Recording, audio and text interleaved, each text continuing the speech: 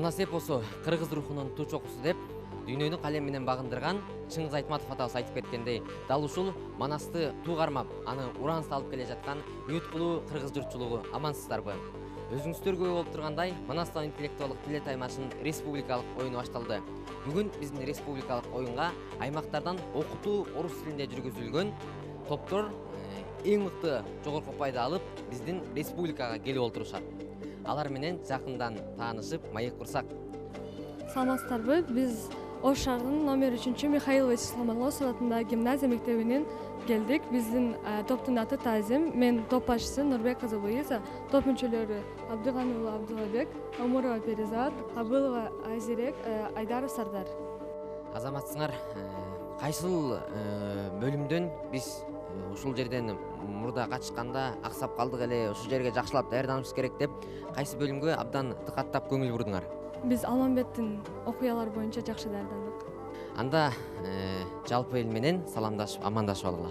Кыргыз башы компьютер бейдедиртип, японуңду дүйнөнүн таңданкан манасчылар, пайгамбары ырлардын таазим сизге мен суктанган адамым.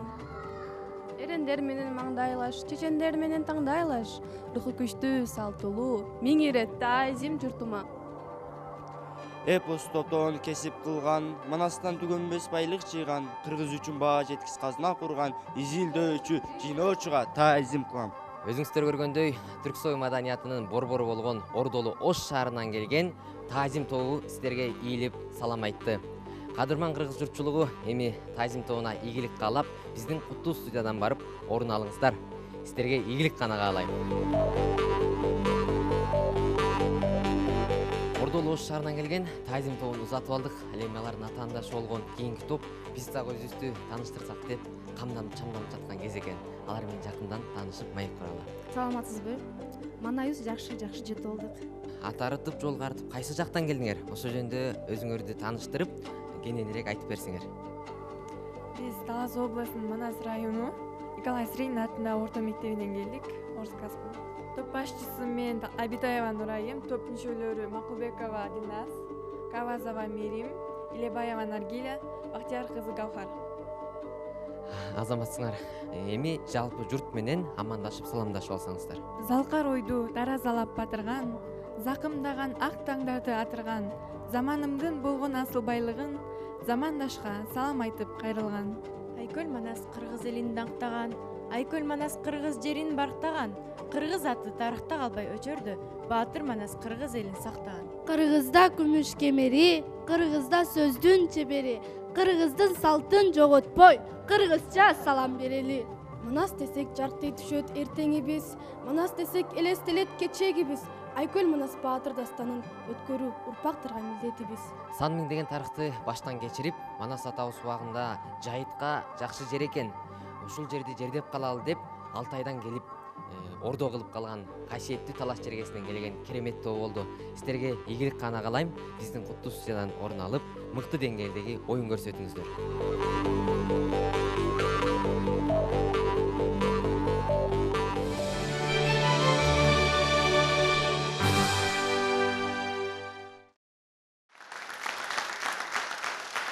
Макал айтып, жоо токтоткон тилим бар. Мухит сымал чалкып жаткан дилим бар. Мал жандыкты, адамзатты тең карап, муң басканда колдой турчу пилим бар деп акындар жазгандай, чындыгында эле кыргыз эли байыркыдан бери ар бир нерсенин өзүнүн пири, колдоочусу бар экендигин философиялык ой толгоолорунда, дүйнө таанымдарында, дин ишенимдеринде баса белгилеп айткан. Так ошондой улутубуздун пири катарында арбагы тирүү Айкөл атабыз экендиги дагы талашсыз. Так ошондой улуу дүйнө менен жалындаган жаштар менен Манастан интеллектуал теле таймашы кайрадан өзүнүн кызыктуу таймаштары менен коомдук биринчи каналда башталды. Арыбаңыздар, кут дарыган улуу журтум. Белеккесип дагы ыраазычылык билдиребиз. Өзүңүз узаткан топтор биздин куттуу студиябызга келип орун алып турган чагы эмесе топторду тааныштырып алайын. Калыстар тобу аны менен биргеликте топторубузду колдоп, коштоп, сүрөп келген жалпы көрөрман журту. Оң тараптагы топ Ордолу Ош шаарынан келип олтурат. Түрк дүйнөсүнүн маданий борбору деп аталган тарыхый шаардан 3000 жылдык карт тарыхы бар Ордолу жергебизден келген Таазим тобу. Даярдаган мугалими Карабаева Бактыгүл эжебиз. Таазим тобунун атаандашы Манастабыздын сөөгү жатып, шаңкайган ак күмбөзү турган касиеттүү Талас жергесинен келген керемет тобу. Даярдаган мугалими Өмүралиева Гүлзат эжебиз. Эки топту даярдап, дубан ичинен эң мыкты топ деп табылып, республикалык таймашка жолдома алып, бүгүн минтип тандоо турга катышып жаткан эки мугалим сиздердин мээлетиңиздер жанып, дөөлөттүү кайтат деген жакшы ишеничте сиздерди ордубуздарга узатабыз. Орун алып берсеңиздер. Манастануу интеллектуалдык таймашы окуучуларга тарыхты үйрөтүп, мекенчилдик сезимдерин жогорулатат. Өзүңүздөр билгендей, Манастануу интеллектуалдык теле таймашы 8 жылдан бери өзүнүн таймаштарын алып барып келет. Бул жылдардын аралыгында 100 миңден ашуун окуучуларга манас эпосун окутууга жетишти. Бул албетте Манастануу интеллектуалдык теле таймаш үчүн чоң жетишкендик болуп саналат. Так ушул таймаштарыбыздын ар бирине зор колдоо көрсөтүп бизге өнөктөш болгон Кыргыз Республикасынын Билим берүү жана Илим министрлигине, Кыргыз Республикасынын президентине караштуу мамлекеттик тил боюнча улуттук комиссияга, Саякбай Манасчы эл аралык фондуна терең ыраазычылык билдиребиз. Урматтуу биздин сүйүктүү жаш манастануучулар, улуу дүйнөнүн өкүлдөрү, силер дагы кайсы бир деңгээлде манас ааламындагы өкүлсүздөр. Биз сиздерди келечекте чоң манастануучулар катарында, залкар илим постору катарында болбой калды дегенде улуттун алтын угу катарында таанып билгибиз келет. Таазим жана керемет топтор сиздердин таймашка сарасет салап турган кара кылдык акчарган биздин Калыстар тобу бар. Калыстар тобунун төрагасы, Манас миң алтын медалынын ээси, Кыргыз Республикасынын эмгек сиңирген артисти, даңк медалынын лауреаты, эл аралык айтуучулардын Жамбыл Жабаев атындагы сыйлыгынын лауреаты, белгилүү манасчы Назаркул Сейдрахманов атабыз. Калыстар тобунун дагы бир бараандуу мүчөсү, филология илимдеринин доктору, Кыргыз Республикасынын маданиятына эмгек сиңирген ишмери, белгилүү манасчы жана беделдүү окумуштуу Таланталы Бакчиев агабыз.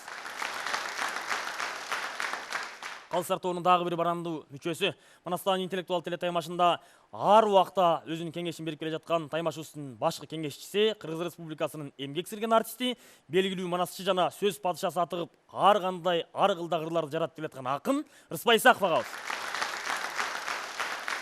Калыстар тобу сиздердин ишиңиздерге ийгилик каалайбыз. Таймашыбыздын эң биринчи бөлүмү болгон жалпы журт менен сиздерди күттүрбөстөн, топтун атын жактабынан уран чакыруу бөлүмү менен кезек Таазим тобу сиздерде.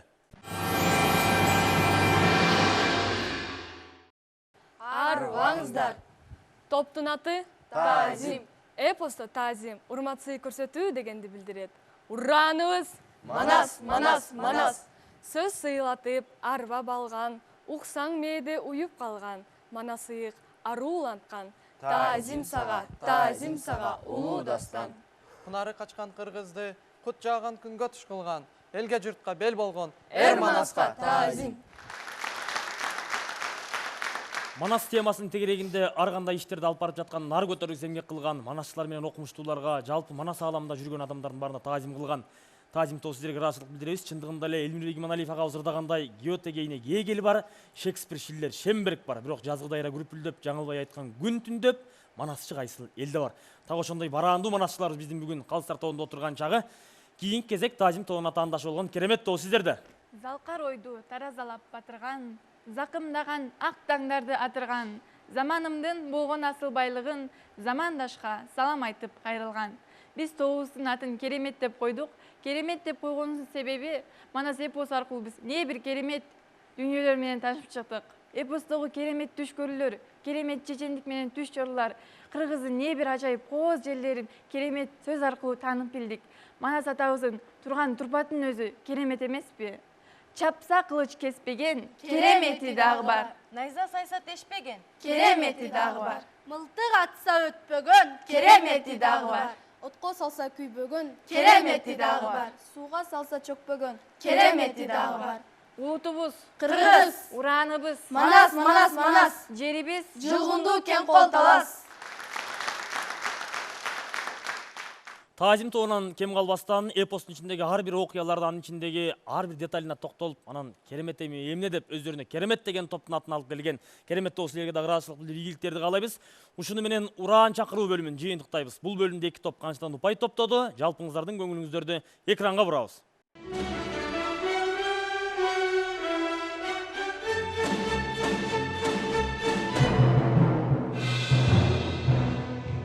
Дүйнө элдеринде бир канчалаган эпостор бар. Алардын ар биринин баалуулуктары ар кандай мотивде, ар кандай сюжетте, ар кандай образдар менен ачылат. Бири сүйүү тармагында болсо, экинчиси адамдардын образы тууралуу, бири экологиялык маселелер боюнча болгон кезде ар бири албетте дүйнөлүк деңгээлдеги өз ордулары бар. Так ошол дүйнөлүк деңгээлдеги дастандардан, эпостордон кем калбастан баардык багытты өз боюна камтыган бул дүйнөдө теңдеши жок эпос, бул манас эпосу. Анын бир гана биз манас эпос дүйнөдө теңдеши жок эпос деп айта келгенде көлөмү жагынан эмес, анын ичиндеги баалуулуктар маселесине келгенде дагы ар бирине токтолуп келгендигин окумуштуулар бүгүнкү күнгө чейин изилдеп бүтө албай келет. дегенибиз ар бир сөзү бир аттык деп Алык Осмонов баалаган Сагынбай атабыздын ар бир сөзүндө ар кандай баалуулуктар, ар кандай салмак катылгандыгын дагы балдар өздөштүрдү. Так ошондой улуу дүйнөнү аркалап келген жалындуу жаштарга Манас бөлүмүндөгү алгачкы суроо Таазим тобу сиздерге. Манас бөлүмүндөгү алгачкы суроо сиздерге Таазим тобу. Көкөтөйдүн ашында биринчи болуп кайсы тулпар келет?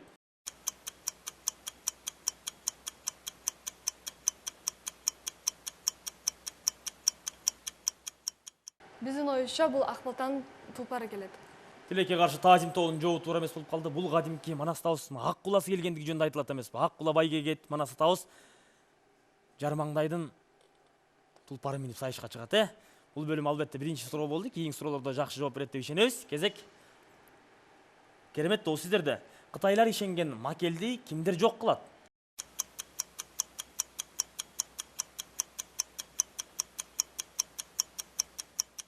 Кытайлар ишенген макелдөөнү Алмамбет өзүнүн мылтыгы менен көзүнө атып жок кылат. Жанында дагы ким бар эле? Окуя кандайча баяндалат? Алмамбет менен Чубак. Жооп туура азаматсыздар. Кийинки суроо кайрадан Таазим тобу сиздерге. Жалаяк ооз, жар кабак, эрди калың көзүңкүр баатыр ким?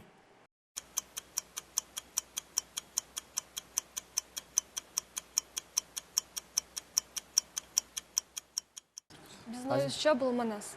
Азаматсыздар, жооп туура. Манас атабыздын төрөлгөндөгү бала кезиндеги сүрөттөрүнүн ичинде так ушундай саптар кездешет эмеспи? Кийинки суроо кайрадан сиздерге керемет тобу. Кытайлар Жакып баш болгон Ногойдун балдарын эмне үчүн кырып жибербейт?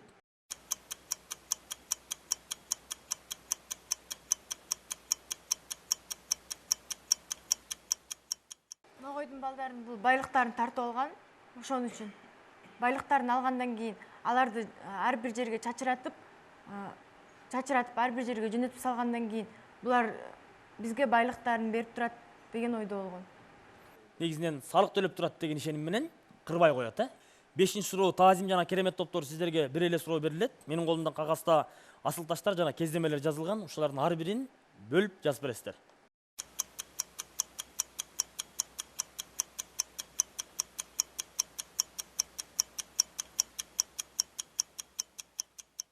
Бешинчи сурообуз болгон Манас эпосундагы асыл таштар менен кездемелерди бөлүп жазып бергиле деген суроого Таазим тобунун жообу.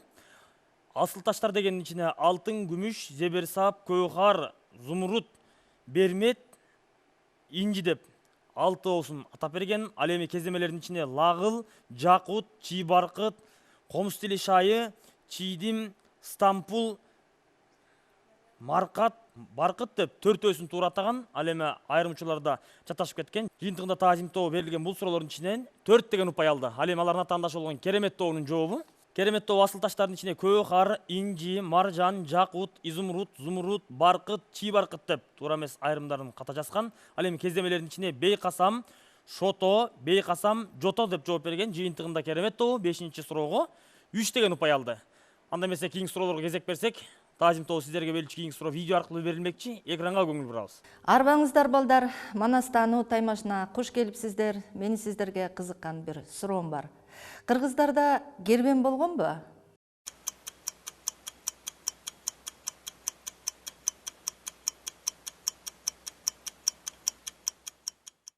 Манас эпосунда кербен кездешет. Манас эпосуна мисал келтире кетсек, Эсенкан 900 төөгө кербен жөнөтөт. Кыргыздарда кербен болгон. Кыргыздарда бирөөгө жибериш үчүн атайын төөгө же болбосо атка бардыгын чогултуп алып барышчу. Таазим тобунун жообу канчалык болду? Так жоопту белгилүү окумуштуу филология илимдеринин доктору Жылдыз Орозобекова эжебиздин өзүнөн угабыз. Ооба, байыркы кыргыздарда Манас эпосунда кербендин болгондугу айтылат. Анткени ошол маргалаң мекеден, араптардан, медиандан деп бардык жагынан ошол кербендер ошол улуу жолдо элди камсыздап турган мындай керектүү азык түлүктөрдүн бардыгын тең, керектүү буюм тайымдардын бардыгын тең кербендер менен аркылуу алып келип турган. Бул Анжияндын сын жибеги жөнүндө айтылганда, Кытайдан бери көздөй тартканда Көкөтөйдүн ашында өтө кеңири сүрөттөмөгө ээ. Керемет тобуна берилчү кийинки суроо дагы видео аркылуу берилет. Керемет тобу экранга көңүл бурабыз. Саламатсыңарбы балдар? Манас таануу таймашына куш келиптирсиздер. Мени сиздерге суроом бар. Эпостун сюжетиндеги хан кыздары билим алганбы?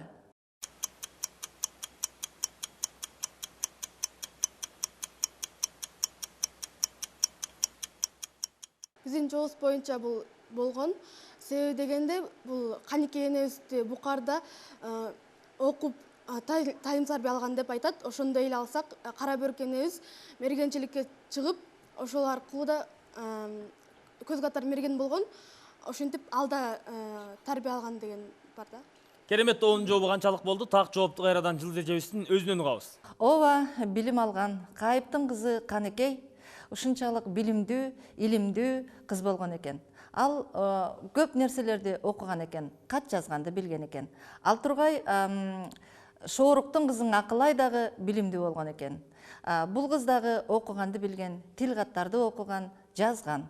Ал эми Кара Бөрк болсо билиминен дагы ашып, ал өзү ушундай мергенчиликте да болгон. Ушул эле катарга Сайкалды да кошсо болот. Видео суроолорго ыраазычылык билдиребиз. Кайрадан өзүбүздүн студиядагы суроолорго кайтып келсек, Манас бөлүмүндөгү соңку суроо сиздер үчүн Таазим тобу.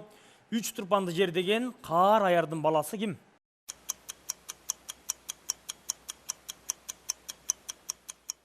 Үч турпанды жер деген Каар аярдын баласы бул Култаң аяр.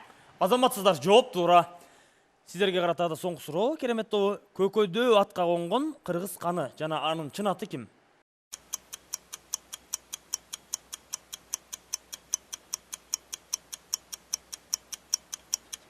Жооп жок. Тилекке каршы Керемет тобунан жооп болгон жок. Бул кадимки көкөтөй атабыз экендигин эске сала кетели. Биз ушуну менен Манас бөлүмүн жыйынтыктайбыз. Бул бөлүмдө 2 топ канчадан упай топтоду. Жалпыңыздардын көңүлүңүздөрдү экранга бурабыз.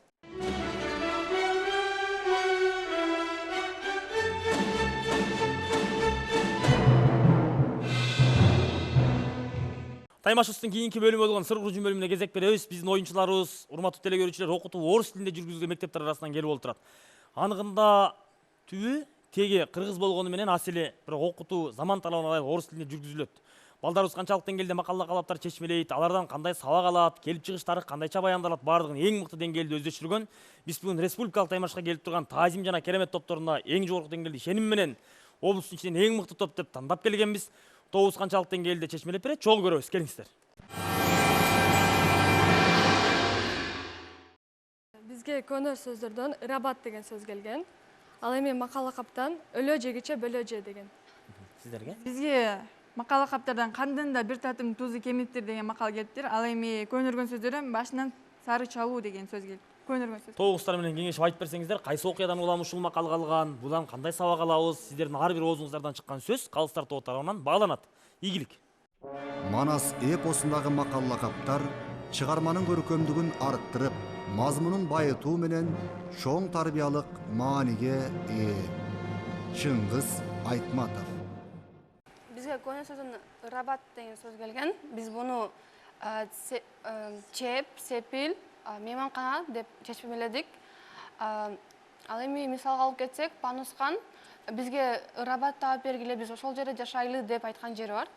Ал эми макалдан өлө жегиче бөлө же, өзүң тоюп жегенче башкалар менен бөлүшө же, кыргыз айтып кетет го, бир мейизде 40 адам бөлүп же дегендей эле, ошондой мааниде эле өзүң жеген, өзүң да же, бирок башкалар менен бөлүп же, кысканчыктанба, мындай кысырканба деген мааниде. Ал эми эпостон мисал келтирсек,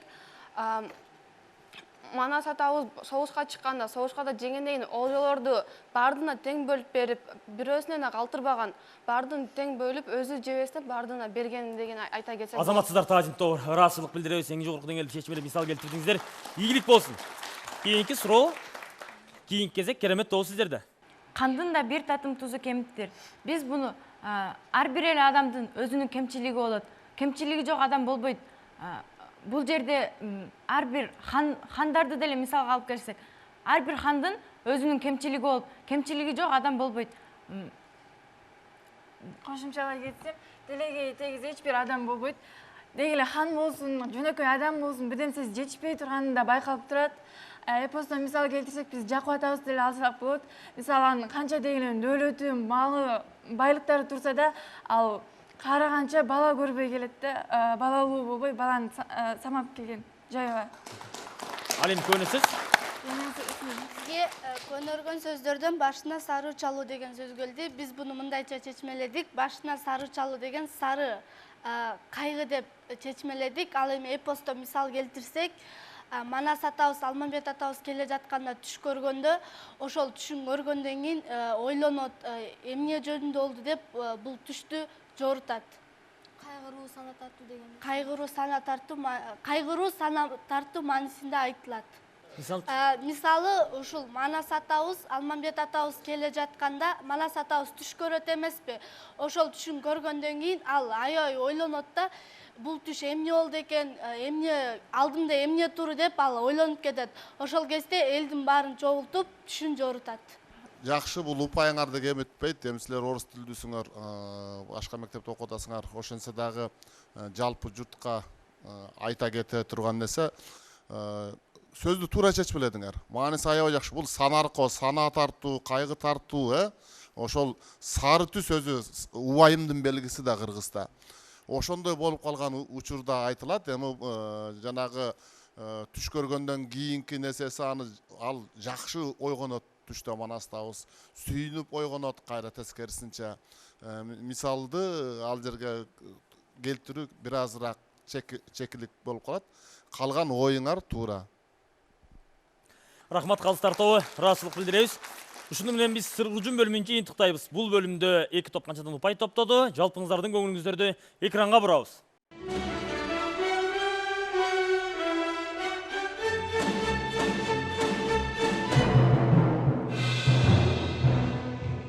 Таймашыбыздын кийинки бөлүмү болгон жер суаттары бөлүмүнө кезек беребиз. Бул бөлүмдө Манастабыздын эпостун ичинде кайсыл аймактар өз ичине камтылган, негизги окуялардын болуп өткөн жери, бүгүнкү Кыргызстан аймагында турган жерлердин келип чыгышынын аталышы кандайча баяндалат, эмне үчүн бүгүнкү күндөгү Ысык көл облусунун борбор болгон Каракол шаары Каракол атыгып калган, Талас облусунун Талас деп аталып калышынын себеби эмнеде, чүй кандайча баяндалган, бир канча кызыктуу суроолор так ушул бөлүмдө катталган. Балдар белгилеп бериши. Жер суаттары бөлүмүндө Таазим тобуна келген суроо: Көкшүндүн элин Кыргыздын 30 000 аскери таап алган жер деген суроого кап деп туура жооп берген. Экинчи суроосу: Келе суунун азыркы аты дегенге Кара суу деп туура эмес жооп берген. Туура жообу түндүк. Таазим тобу бир гана суроого жооп берип, жыйынтыгында 5 гана упай топтой алды. Кермет тобуна келген суроо: Киши бою окко толгон жер дегенге октун суусу деп туура эмес жооп берген. Туура жообу ок толгон. Ал эми экинчи суроосу: Катыраң аяр кыздын качкан 19 300 аскерден улам аталып калган жер деген суроого Качалай деп туура жооп берген.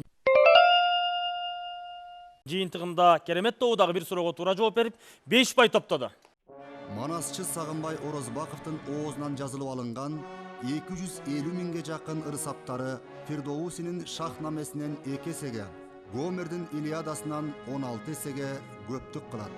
Манасчы Сагынбай Орозбаковдун оозунан жазылып алынган 250 000ге жакын ырсаптары Фирдоусинин шахнамесинен 2 эсеге, Гомердин Илиадасынан 16 эсеге көптүк кылат. Виктор Жермунский Манас эпосун изилдөөгө киришүү эмгегинен. Таймашыбыздын кызыктуу бөлүмү болгон ар бир оюнчуга жеке суроо узатып, анын ичиндеги суроолордун бардыгы адам аттарына тиешелүү, айрым учурда ой чабыт иретиндеги суроолор катылган. Биринчи суроо сиздерге. Таазим тобу.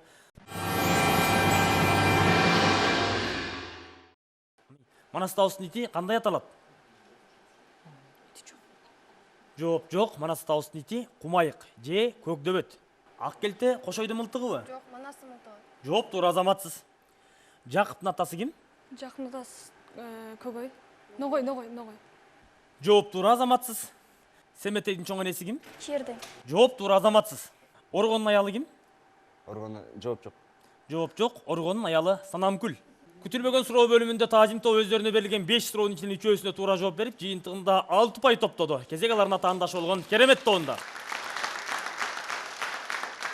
Кадырман теле көрүүчүлөр, сиздер бүгүнкү таймашыбыздан окутуу орус тилинде жүргүзүлгөн мектептер арасындагы таймашты көрүп жатасыздар. Таймашыбыздын кызыктуу бөлүмүнүн күтүлбөгөн суроо бөлүмүнөн кезек Керемет тобу сиздерге келди. Алгачкы суроо: Эдил жайык көкчөнүн түпкү атасыбы? Жок. Тилекке каршы жооп туура эмес. Ооба, түпкү атасы. Манас атабыздын канча чоросу бар? 40 чоросу. Жооп, туура, азаматсыз. Кээ бир жерде 84 деп так айтылат, Айган Манастын кайнатасыбы? Ооба. Жооп, туура, азаматсыз. Каныкейдин энеси ким? Канекенин энеси Жоқ, Канекенин энеси Акмама. Алмамбет атабыздын тулпары кайсы тулпар? Көк қоңыр. Тилекке каршы жооп туура эмес, бул кылжерен же сарала. Күтүлбөгөн суроо бөлүмүндө Керемет тобу 5 суроонун ичинен экөөсүнө гана туура жооп берип, жыйынтыгында 4 гана упай топтой алды. Бул упайлар дагы жоктон көрө жогору урматтуу Керемет тобу, маанай түшүрбөй турабыз. Ушуну менен күтүлбөгөн суроо бөлүмүн жыйынтыктайбыз. Соңку бөлүм болгон атаандаштардын өз ара суроо бөлүмүнө кезек беребиз. Кадырман телегөрүүчүлөр, сиздер бүгүнкү таймашыбыздан Ордолу Ош шаарынан келген Тазим тобу менен алардын атаандашы болгон Талас жергесинен келген окутуу орус тилинде жүргүзүлгөн Керемет топтордун таймашын көрүп жатасыздар. Таймашыбыз буйругузган нагыз таймаш болуп жатат. Окутуу орус тилинде жүргүзүлгөнүнө карабастан, улуу дүйнөнүн ичиндеги окуялардын баарын эң мыкты деңгээлде өздөштүрүп келген оюнчулар бизди сүйүндүрүп жаткан чагы. Таймашыбыздын соңку бөлүмү болгон атаандаштардын өз ара суроо бөлүмүнө кезек келди. Топтор келиңиздер. Талас шаары номер 3 мектеп гимназия кыз сайкал тобу. Көкөтөйдүн ашында даярданып жатканда канча жигит тоого отунга жиберилет? Сиздерге келген суроо? Бизге Бишкек шаары номер 30 гимназия Башат тобунан келди. Үсөнүн аялы Көкчө көздүн энеси канча жашында өлөт? Кийинки суроо. Сыдыков атындагы номер 72 мектеп гимназия Айкөл Манас тобу. Түлкүнүн кайсы аяры аргымак болуп кубулуп кыргызга кирет? Тобуңуздар менен кеңешип айтып берсеңиздер, окуяны кенен айтып бергиңиздерге өтүнөбүз. Ал эми туура жоопту жана упайды сиздердин атаандашыңыздар суроо берген тарап берет. Орун алыңыздар.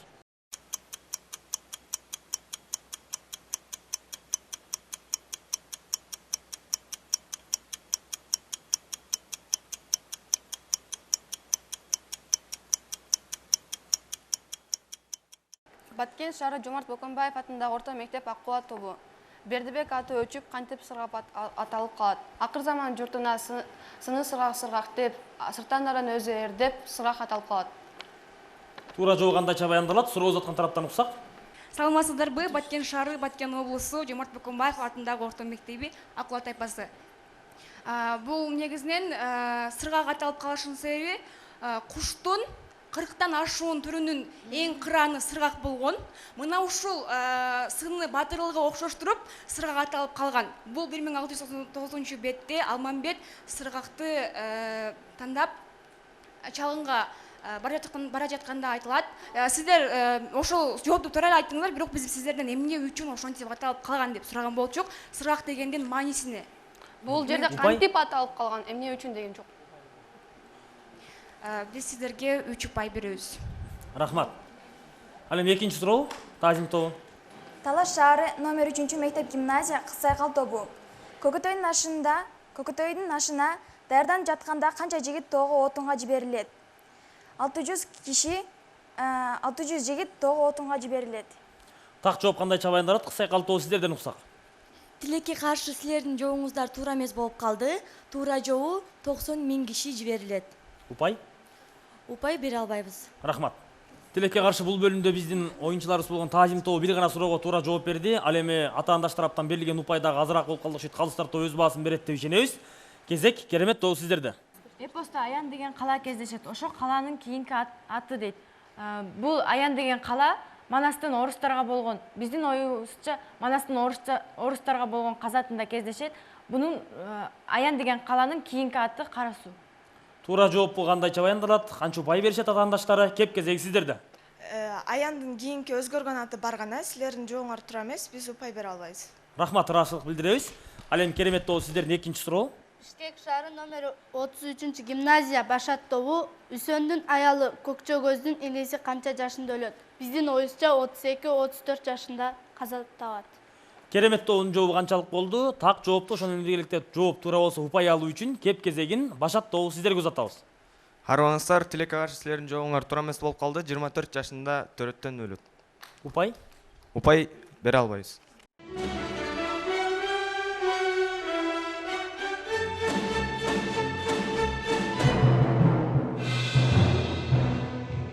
Урматтуу телегөрүүчүлөр, сиздер Манастан интеллектуал телетаймашынын бүгүнкү чыгарылышынан окутуу орус тилинде жүргүзүлгөн мектептер арасындагы таймашты көрдүңүздөр. Бүгүнкү таймаш курган топторубуз оң тарапта Ош шаарынан келген Тазим тобу, аларына таандашы болгон Талас облусунун Манас районунан келген Керемет топтору таймаш курду. Таймаш канчалык деңгээлде болду? Жыйынтыгында канчадан упай топтошту? Кайсыл тайпа маарага озуп келди? Жалпы жыйынтыкты Калыстар тобунун төрагасы, белгилүү манасчы, Кыргыз Республикасынын эмгек сиңирген артисти Назаркул Сейдирахманов атабыздын өзүнөн угабыз. биздин урматтуу окуучуларыбыз аябай жакшы жооп берип атат. Биягыдагы атаандаштык аябай сезилип атат да, ошол атаандашуу өөрчүгөн жерде сөзсүз бир жакшы иштер болот. Жакшы элге арналган эмгек жаралат ошол атаандашуунун негизинде. Анан ушу эмеге түшкөн, эмеге конкурска түшүп аткан балдар кыздарыбызга ыраазычылык билдиребиз. Ак жол каалайбыз, өмүрлүү болгула, аман болгула, дагы тереңдеткиле. Манасты атаңардын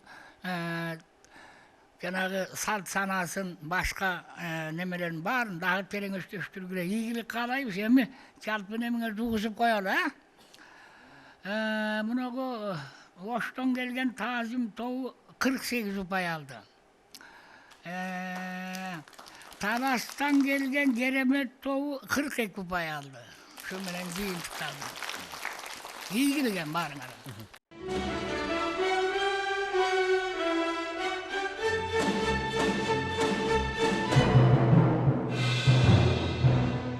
Коомдук биринчи каналдын долбоору болгон Манастагы интеллектуалдык теле таймашынын эфирге чыгышына зор колдоо көрсөткөн биздин негизги өнөктөштөрүбүз Кыргыз Республикасынын Билим берүү жана Илим министрлигине, Кыргыз Республикасынын президентине караштуу мамлекеттик тил боюнчулуктук комиссияга, Саякбай Манасчы эл аралык фондуна терең ыраазычылык билдиребиз. Жалгыз көз жакшы көрө албайт, жалгыз бут арыш кере албайт, жалгыз кулак жакшы уга албайт, жалгыз кол түйүн чече албайт, жалгыз адам жарым жан, жарытып алыс кете албайт. Манас эпосунан Рыспай Исаков. Сыноо кетпей, башынан улутумдун сымды өмүрлөр таңында улуу түндүн сабыр кылып бир учка бири келе санаасынан ойгонуп, ушу күндүн деп акындар кадимки Каган Барсбек атабызга жазгандай чындыгында эле Сунга токойунда салгылашууда түндө элибизди капилеттен жоо басып алгандыгы жөнүндө поэма жазылган. Так ушул поэмадан алынган 4 сап менен бүгүнкү көрсөтүүбүздү жыйынтыктайбыз. Ар убакта аткан таңыбыз элибизге берекелүү жана дөөлөттүү таңдардан болсун деген көз карашта ниетте бүгүнкү көрсөтүүбүздү жыйынтыктайбыз. Кайрадан Манас аалам менен мандашканча бар болуңуздар.